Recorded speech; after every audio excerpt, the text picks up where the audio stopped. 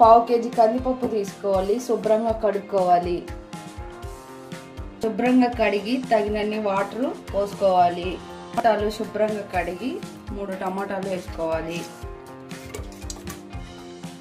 పచ్చిమిర్చి,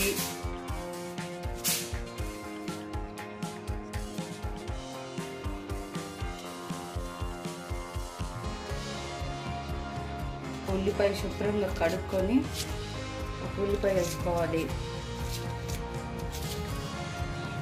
వేసుకోవాలి, పసుపు వేసుకోవాలి. అంటే పప్పు బాగా ఉడకడానికి నూనె వేసుకోవాలి చిటికెడు. గ్యాస్ స్టవ్ వెలిగించి పప్పు విజిల్ వస్తుంది 3 సార్లు విజిల్ రానివ్వాలి పప్పుని.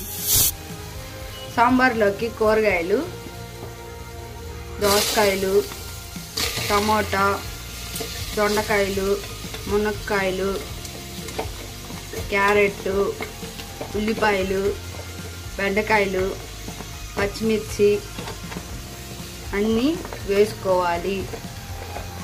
వాటర్ పోయాలి కూరగాయలు ఉడకడానికి. కూరగాయలు వేయించితే పచ్చి వాసనగా ఉంటాయి, అందుకని కూరగాయలు ఉడకబెట్టుకుంటే నీళ్లు పోయి ప్రోటీన్స్ మంచిగా వస్తాయి. నీళ్లు కూరగాయలు తినడం వల్ల ఆరోగ్యానికి మంచిది. కూరగాయలు మనం చప్పక తినలేము. 1 టేబుల్ స్పూన్ కారం, పసుపు, సాల్ట్ వేసి అన్నీ ఉడకనివ్వాలి. తగినంత చింతపండు పప్పుకి నానబెట్టుకొని తాలింపు వేసుకోవాలి. చింతపండు నాననివ్వాలి.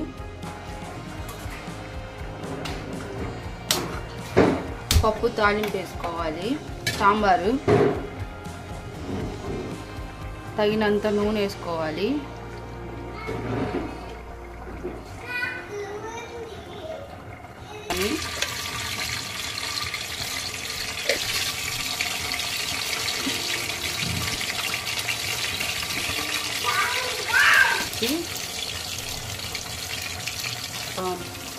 ఊరిక దంచి పెట్టుకున్న వెల్లుల్లి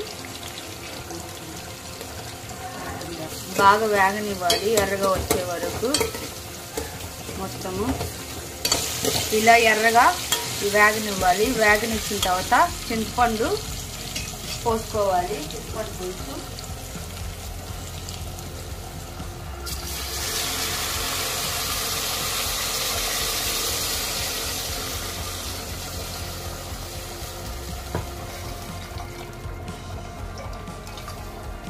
చింతపండు పులుసు బాగా తెల్లాలి.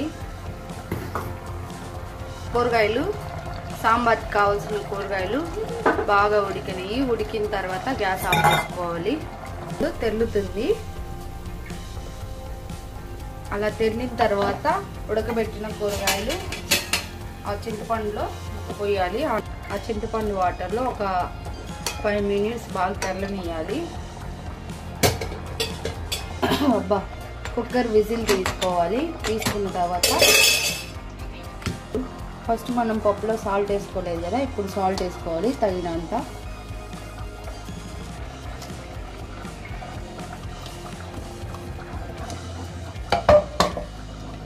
మెత్తగా రుబ్బుకోవాలి. ఇలా తెల్లినట్టు ఆయిల్ సైడ్కి వస్తుంది. అంటే ఆయిల్ సైడ్కి వస్తుంది. ఇప్పుడు రుబ్బుకున్న పప్పు దాంట్లో కలుపుకోవాలి. పోసుకోవాలి. సాంబారు పౌడర్ వేసుకోవాలి. కట్ చేసిన సాంబార్ పౌడర్ అట్లే వదిలేకుండా ఈ క్లిప్ పెడితే ఎక్కువ రోజులు నిల్వ ఉంటుంది. గాలి పోదన్నమాట, వేస్ట్ అవ్వదు. ఫైనల్లీ వేడి వేడి సాంబార్ రెడీ.